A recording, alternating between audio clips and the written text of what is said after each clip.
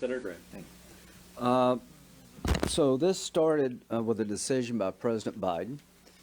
He announced during the campaign he would pick an African-American female to serve on the court. And, you know, we've had our differences in our party about that. But the bottom line is there were a lot of qualified African-American women that the president could have chosen. I would expect him to choose somebody different than I would have chosen. I'd expect him to choose someone that would be associated with the liberal camp. I expect all that. Michelle Childs was supported by Congressman Clyburn. She's a district court judge from South Carolina. He called me and asked if, you know, I'm thinking about pushing her. What do you think? I said, well, I know her pretty well. Somebody I could support. I think Senator Scott knew her pretty well. So for whatever it matters, yeah, I think we could get some Republican votes for Michelle Childs. And that's how this whole thing started. Then the left responded pretty fiercely. All of the groups that are associated with this Arabella organization, the George Soros world, basically declared war on nominees other than Judge Jackson. Now I know why. Now I know why they wanted her. And let me give you an example of why they wanted her. The immigration case. President Trump decided to use statutory authority granted to any president for expedited removal procedures for people here 2 years or less. He expanded the Obama policy.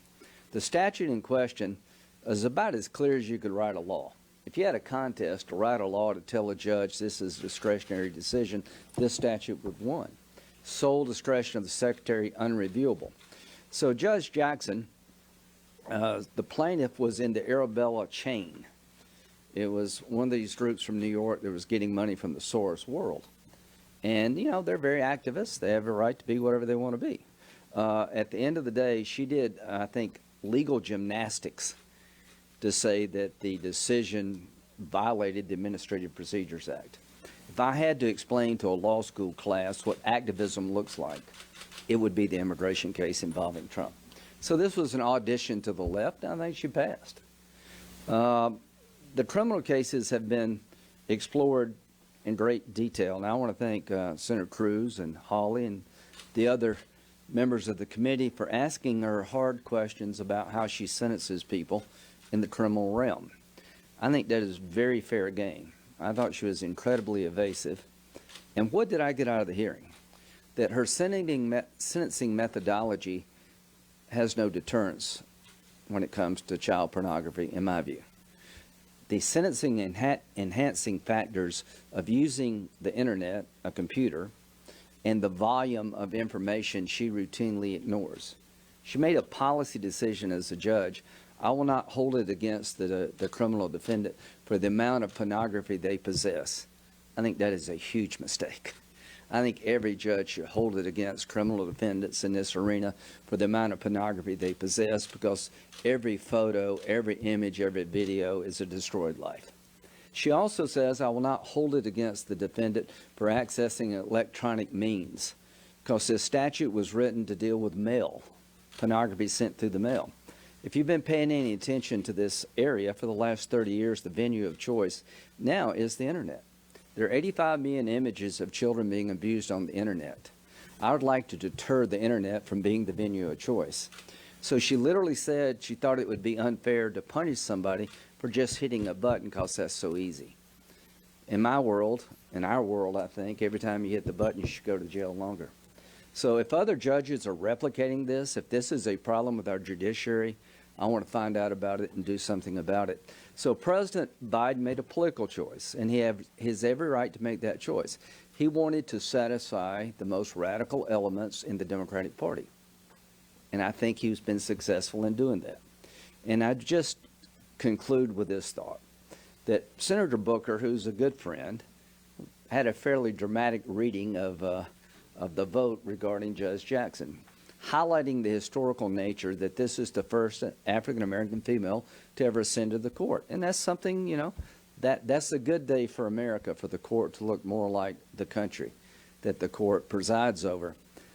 But what I will never let go is the idea that was possible because of the filibuster by Democrats of a highly qualified African-American nominee by President Bush, Janice Rogers Brown. The reason she's not the first African-American woman on the Supreme Court is because they filibustered her and denied her that ability. They held her ideology against her.